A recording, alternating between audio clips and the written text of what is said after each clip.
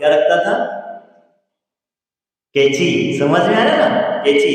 वो कहता था कि मेरी अगर जन्नों से कैंची हमेशा रहती थी उसके अंदर में, जब भी मेरी जिह्वा से जिस दिन असत्य वचन निकले उस दिन मेरी जिह्वा काट देना। क्या हुआ? जब भी असत्य निकले तब मेरी जिह्वा काट देना। बोले ठीक। अब होता क्या है, लोगों ने उस पर विश्वास करने लगे। कोई व्यक्तियों के बाह्य द्रव्य जब बनेगा, बाह्य का आचरण जब बनेगा, तो बाह्य का वातावरण जो कहते हैं, तो लोगों ने सोचा विचार किया कि नहीं ये बात थी, सत्य बोलने वाला साफ दिल का आदमी है, कभी चोरी आदि नहीं करेगा, राजा का विश्वासी आदमी है। बहुत राजा ने उसको मंत्री बना दिया। चलो कोई बात नहीं है। और कहते हैं धीरे धीरे करके एक दिन एक व्यापारी के मन में इच्छा हुई कि अब यहाँ से अपनी रोजी रोटी कम चल रही है, तो कहीं दूसरे गांव जाकर के, दूसरे देश में जाकर के थोड़ा व्यापार आदि करके ले करके फिर आकर के पुनः अपने परिवार का पालन पोषण करने के लिए। तो उसने कहा उसके पास में बहुमूल्य रत्न थे। क्या थे? बहुमूल्य रत्न थे। और वो बहुमूल्य रत्न उस आदमी के पास सुपुर्द करके चला गया। किसके? जो आदमी कहता था क्या, जब भी कहीं असत्य बोलने में आए, कहीं इस प्रकार के भाव पर मेरी जिह्वा काट दे। लोगों के मन में प्रसिद्ध था, बहुमूल्य रत्नों को रख करके वह उस व्यक्ति के पास रख करके चला गया और विदेशों में अपनी धन कमाई की इच्छा के लिए, धन अर्जन करने के लिए चला गया। बेचारा बहुत धन कमाया, अर्जन किया उसने। अब चलो वापस चलते हैं। तो देखिए भाग्य की प्रबलता, संयोग देखिए, वह धन कमा करके लेकर के आ रहा था। जिस नाव के अंदर में लेकर के आ रहा था, वो नाव ही अब क्या करे बेचारा। क्योंकि जिसके भाग्य में उतना ही था वो कहीं भी चला जाए। कमा तो लिया, बहुत कुछ कमा करके रख लिया, लेकिन कहते हैं क्योंकि ये वास्तविकता सही जाती है, तो उसने जितना कमाया था वो सारा का सारा समुद्र में डूब गया। वो अकेला बचा। क्या बचा? अकेला बचा। और जब अकेला बचा, जैसे तैसे करके अपनी जान बचा करके वो किनारे पर लगा। और लगने के बाद कहते हैं अब उसे कहा कोई बात नहीं है, डूब गया सो डूब गया। अपने बहुमूल्य रत्न जो रखे हुए हैं मंत्री जी के पास में, अब उन्हें ले जा करके हम राजा को दे देंगे, और राजा को देने से हमें बहुत धन की प्राप्ति हो जाएगी। कोई बात नहीं है, संतोषी सदा सुखी जिसको कहा जाता है। दुख मानने से होता क्या है? कभी कभी होता यही है कि हमारे घर से भी धन लक्ष्मी आदि चली जाती है, तो संतोष जहां नहीं है वो तो व्यक्ति सुबह 8 बजे जाकर के दुकान खोलने के पीछे पड़ेगा। जिसके जीवन में संतोष नहीं होता है, धन के पीछे भागता है, तो वो धर्म को छोड़ करके सबसे पहले जाकर के 8 बजे 8:30 बजे दुकान खोलेगा। मेरा टाइम 8 बजे खोलने का, तो 8 बजे खुलना चाहिए, 5 मिनट आगे पीछे नहीं होना चाहिए।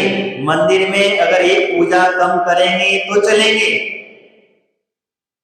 मुनिराज के पास नहीं बैठेंगे, नमोस्तु करेंगे, चल जाएंगे। अगर बरराज को आहार देने का मौका मिले, एक ग्रास महाराज की अंजलि में जल्दी जल्दी गड़बड़ करके दो और भागो।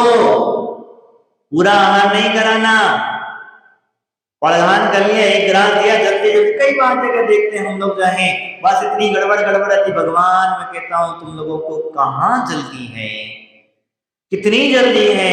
महाराज दुकान खोलना है, महाराज ऑफिस। मैं कहता हूं ठीक है, तुमको दुकान खोलना है, क्या करोगे? धन का। अरे धन कमाने के लिए धर्म से मिल रहा है, मैं कई बार कहता हूं कि जितना भी तुम्हें धन मिल रहा है, आज तुम कहीं भी किसी भी कोने में जाकर के अपना धन अर्जन करते हो, तो आपकी सच्चे देव शास्त्र गुरु की भक्ति, जिन धर्म के प्रति आस्था और श्रद्धा, यही आपको धन अर्जन कराने में सहभागी बनती है। इसके ही प्रभाव से आज हम इनके लिए समय नहीं देंगे तो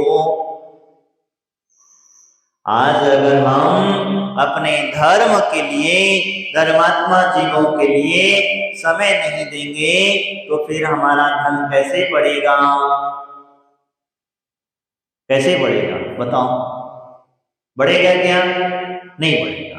तो उसी प्रकार से धन और धर्म दोनों का बहुत बड़ा संबंध है। आज समय बहुत बड़ी व्यवस्था, जब कहीं मंदिर आने की बात होती है, मंदिर में कोई कार्य करने की बात होती है, तो हम लोग सोचते विचार करते हैं, अरे कितना समय लगेगा, कितना समय, 10 बजे तक हो जाएगा ना?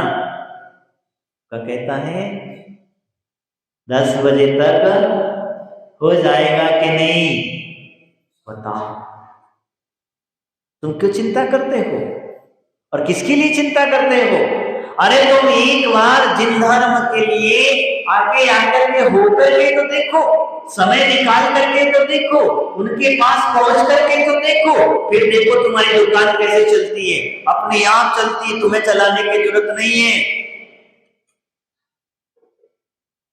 तुम जितना जिन धर्म से दूर भागते चले जाओगे, उतना उतना तुम्हारा धन तुमसे कई कोसों दूर चला जाएगा, और जितना तुम जिन धर्म के नजदीक आते चले जाओगे, उतना धन तुम्हारे घर में अपने आप आता चले जाएगा। क्योंकि एक भव का पुण्य नहीं होता, कई भवों का पुण्य है। पूर्व में आपने जिन धर्म के नजदीक थे, भगवान की भक्ति की थी, गुरुओं को आहार दान आदि दिया था, इसी का ही तो प्रभाव है कि इस भव में तुम उसे प्राप्त किए हो।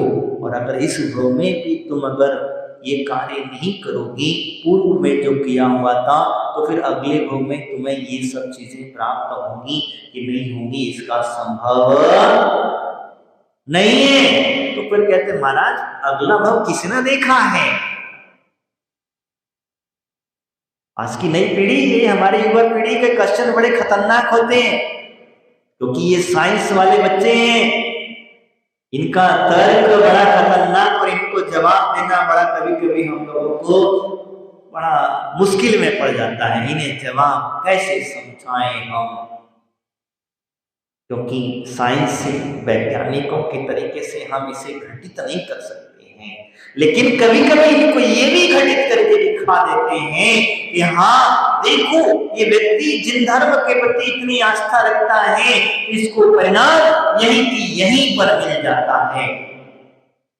जैसे आप कहीं बहुत घर में बहुत परेशानी चल रही हो, मेरी बात का आपको एक्सपीरियंस करना है तो कर लेना। अगर आप बहुत परेशानी से जूझ रहे हैं और आपने हर तरफ हाथ मार के देख लिया, हर तरफ चारों तरफ अपने हाथ मार लिया, हर एक देवी देवताओं को बस करके देख लिया, तब भी आपको कोई सक्सेसफुल नहीं मिल रहा है, तो आप अपनी सच्चे देव शास्त्र गुरु को अपने घरों में ला करके एक अलग से सेपरेट कमरा बना करके उसमें बैठ करके उनकी भक्ति करना, उनकी स्तुति करना, आपका घर का वातावरण, आपका माहौल, आपकी बिजनेस, आपका व्यापार सब अपने आप पनपने लग जाएगा। पहले हमारे प्राचीन पुराने लोग होते थे, घर में एक जिन मंदिर के नाम से कमरा अवश्य होता था। किसके नाम से? जिन मंदिर के नाम से, जिन चैत्यालय के नाम से एक कमरा अवश्य होता था उनका। क्यों होता था, क्यों करते थे? वो सर्वप्रथम उठ करके भगवान का दर्शन करते थे। सबसे पहले वो उठ करके नित्य नियम की क्रिया से निर्वृत्त होकर के स्नान करके भगवान की पूजा, भक्ति, आराधना आदि किया करते थे। अब सुबह 4 बजे 5 बजे तो मंदिर आ नहीं सकते, आ सकते क्या? हाँ, तुम आते हैं बात अलग है, हर जगह नहीं खुलता, तुम्हारे यहाँ का सिस्टम क्या होगा वो मुझे नहीं पता है। लेकिन सुबह 4 बजे 5 बजे जब सब उठते हो, उठने के बाद तुरंत तो आप आ नहीं सकते हैं, कोई ना कोई घर की नित्य की क्रिया करोगे, घर में काम करोगे तभी आओगे। और लेकिन आ भी गए तो मुझे बताओ, आपको सबसे पहले जल्दी भगने की भी पड़ेगी। 4 बजे आ जाओ चाहे 3 बजे आ जाओ, तुम पे 4 बजे आया है तो 5 बजे भग जाएगा, ये भी तो है। तो वो क्या करता था, सुबह उठने वाला व्यक्ति, जो भी बड़े बुजुर्ग होते थे तो भगवान की भक्ति करते थे। और इनको देखा देखी क्या होता था, जो बच्चे घर में रहते थे वह भी भगवान की पूजा पाठ आदि में उनका भी मन लग जाता था। आज हमारी युवा पीढ़ी अगर घर में घंटी बजने लग जाए तो क्या मम्मी सुबह सुबह अच्छी अच्छी नींद आ रही थी और घंटी बजा दी, बताओ। तो पहले ये भाव नहीं थे, तुमने स्टार्टिंग तुमने करी,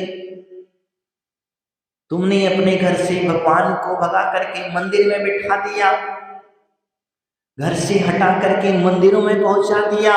और जब मंदिर में पहुंचाएगा तो फिर मंदिर में आने के लिए आपके पास उतना समय नहीं है। घर में तो आपके पास समय मिलता था, जब कभी कोई समय पहुंचता था तो आकर के भगवान के त्रिकाल दर्शन करता था, 3 काल दर्शन। मुझे बताओ यहाँ जितने लोग बैठे हैं कितने लोग 3 काल दर्शन करते हैं? आप पूजा के महाअर्घ में अर्घ चढ़ाते हो, त्रिकाल पूजा त्रिकाल वंदना करे करावे भावना भावे। त्रिकाल पूजा कितने लोग करते हैं? हाँ हाँ, त्रिकाल पूजा है क्या चीज? तीनों कालों में पूजा करना, सुबह दोपहर शाम को।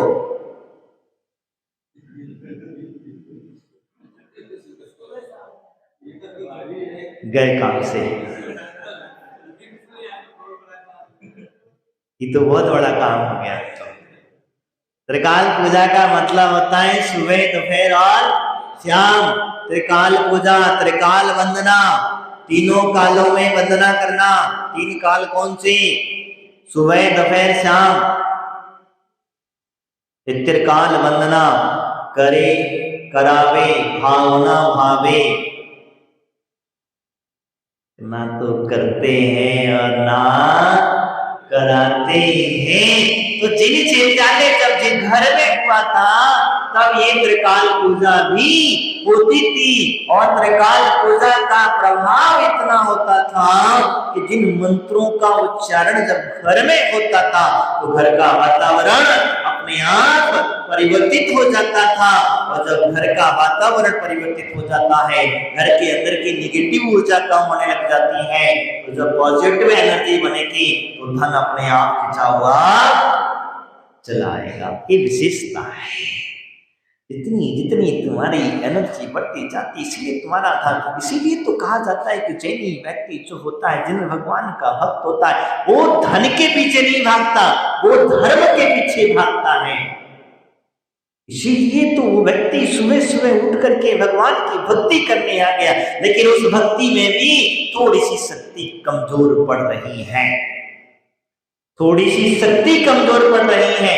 भक्ति करने आता जरूर है, उसे पता है कि मैं भगवान की भक्ति करने आया हूं, तो भक्ति करते समय भगवान का होकर के रहना, घर की चिंता मत करना। हमारे जितने बुड्ढे बुड्ढे यहाँ बैठे इन सबको घर की चिंता पड़ी रहती है।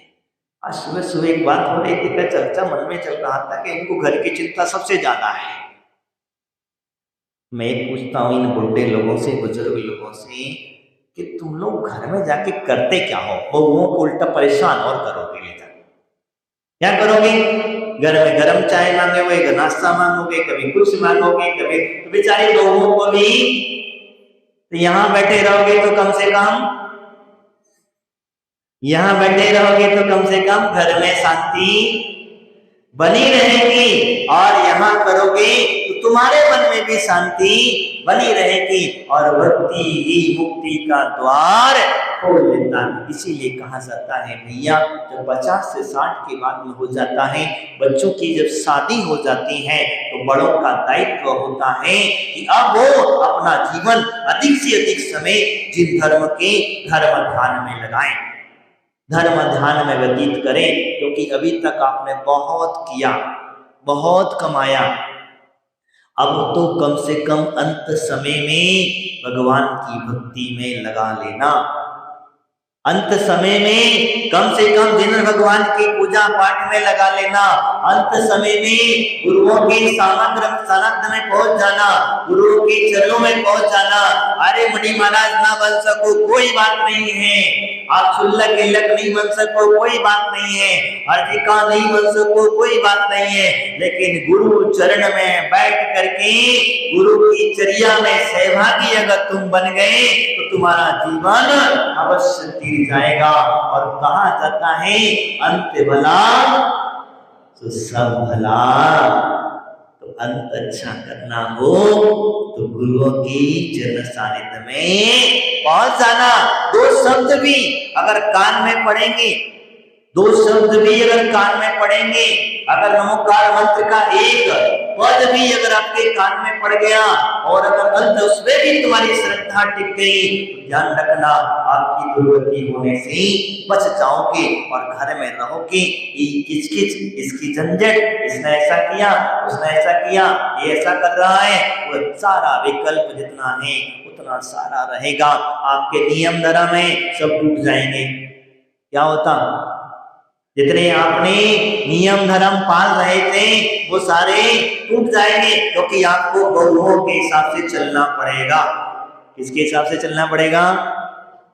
बहू के हिसाब से चलना पड़ेगा। तुम्हारे हिसाब से बहू नहीं चलने वाली है।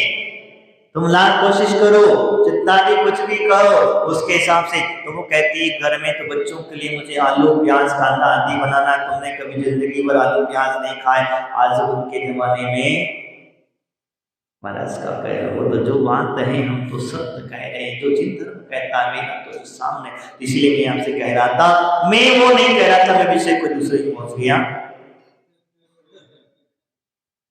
तो उस ब्राह्मण उस व्यक्ति की मैं चर्चा कर रहा था किसकी, तो उससे कह रहा था व्यक्ति ने क्या किया, जब वो अपना घर पहुंचने के लगे, बेदाग पहुंच गया, वो पहुंचा और जिस व्यक्ति के पास अपना रत्न दिए थे, क्या रत्न रखे थे, और रत्न रखे थे, रत्न जिसके पास रखे थे उसकी हो गई नीयत खराब। उसने कहा किसके सामने दिए, किसके सामने दिए? कोई गवाह है, कोई सबूत है, कोई प्रमाण है, कुछ है? कुछ नहीं है। बेचारे ने अकेले समझ करके दे दिए थे। इतनी अमूल्य रत्न सबके सामने थोड़े ना दिए जाएंगे। तो उसने कहा नहीं। तो बेचारा जब एक बार दो बार मांगा, नहीं, भगा दिया उसको डंडे मार के। वहां से उस मंत्री ने घर से भगा दिया गया और वो सारे के सारे हड़प लिए। अब एक दिन होता क्या है, वो बेचारा पागलों की तरह गांव में चिल्लाता घूम रहा, मंत्री चोर, मंत्री चोर, मंत्री चोर। कौन विश्वास करेगा? जो कोई व्यक्ति कह रहा हो कि मैं अपनी जीभा काट लूंगा अगर मेरी जैसी असत्ता का प्रमाण घटित हो जाए, तो व्यक्ति मंत्री चोर कौन सुनेगा? कोई नहीं सुनेगा, कोई विश्वास नहीं करेगा। एक दिन वो क्या करता था, राजा के महल के सामने एक वृक्ष था, उस वृक्ष के ऊपर चढ़ के जोर जोर से चिल्लाने लगा। रानी कई दिनों से उस बात को सुन रही थी और उसके मन में विचार आया कि हो ना हो कुछ गड़बड़ है, कुछ गलत है। तो एक दिन राजा से कहती है रानी के, राजा आप इस व्यक्ति की बातों पर ध्यान दीजिए, ये पागल नहीं है। बोले ऐसे कैसे क्या? बोले मुझे कुछ डाउट आता है, मुझे जिज्ञासा है, अगर मेरी सलाह मानो तो। बोले ठीक है, तो जैसा कहती वैसा करते। उसने एक सलाह दी कि कल मंत्री को बुलाओ और मेरे साथ चौपर खेलने के लिए लगाओ। क्या करना? जुआ जिसको कहते हैं, चौपर जो कहला जाता था पहले, तो उसको खेलने के लिए। और मैं उस युक्ति से इससे वो रत्न है या नहीं ये पता चलाते हैं। बोले ठीक है, युक्ति ली, जनू पहले वो ब्राह्मण जो मंत्री था उससे जुए खेलने में रानी ने उसका जनेऊ जीत लिया, जिसमें कैची बंधी रहती थी, वो जीत ली, उसकी मुद्रिका जीत ली। पैसे वाली की तो कहाँ बात थी, तू तो कहा ठीक, बोले ये जीत। दोनों लेकर के चुपचाप से अपनी दासी को समझा दिया गया था और दासी से कह दिया ये ले जाकर के ब्राह्मण उस जो मंत्री की पत्नी थी उस पत्नी को दिखाना और उससे कहना कि फलाने फलाने व्यक्ति के जो रत्न हैं वो रत्न मंगाए हैं। किसने? मंत्री जी ने। मंत्री जी ने उसके रत्न मंगाए हैं। तो वास्तविकता सत्य घटना क्या घटी वो ले जाकर के दिखाया। दिखाने के बाद वो 5 रत्न जो अपने बहुमूल्य कीमती रत्न जो रखे हुए थे उसके मंत्री के यहाँ उसकी धर्म पत्नी ने दे दिए ले जाकर के राजा को दिखाए गए। राजा आश्चर्यचकित हुआ, बोले ये इतना बड़ा असत्य, इतना बड़ा गलत व्यवहार। उसने कहा ठीक है, कोई बात नहीं है। सारी घटना अपने आप में कर तुरंत उसके बाद में राज दरबार लगा गया। राज दरबार में पेश होने की बात कही गई। उस मंत्री भी वहीं था, बैठा हुआ था। मंत्री को तो कोई घटना दुर्घटना क्या घटी पता ही न चला। राज दरबार लगा और राज दरबार लगने के बाद में वो सारे के सारे रत्न 5 अलग अलग थालों में बहुत अमूल्य रत्नों के बीच में रख दिए गए और रखने के बाद वो पागल को बुलवाया गया। बुलवाने के बाद में उस व्यक्ति ने अपने सिर्फ 5 ही रत्न उठाए और बाकी की कोई भी रत्नों से हाथ भी नहीं लगाया। रानी और राजा समझ गए कि ये रत्न इसी के ही थे। चोर ये वास्तविकता हमारा मंत्री चोर है। तो उसने राजा ने उसकी दुर्गति बेचारे की कर दी। क्या दुर्गति बेचारे की कर दी? देश से भी निकाला हुआ, घर से भी निकाला हुआ, लोगों के बीच में भी हुआ। तो लोग के चक्कर में आकर के उसने वह वास्तविकता कहाँ सता है। तो हम यहाँ पर जो चर्चा कर रहे थे कि वास्तविकता में कोई बुरा कहो या लक्ष्मी आवे या जावे, हमें कोई लेना देना नहीं है।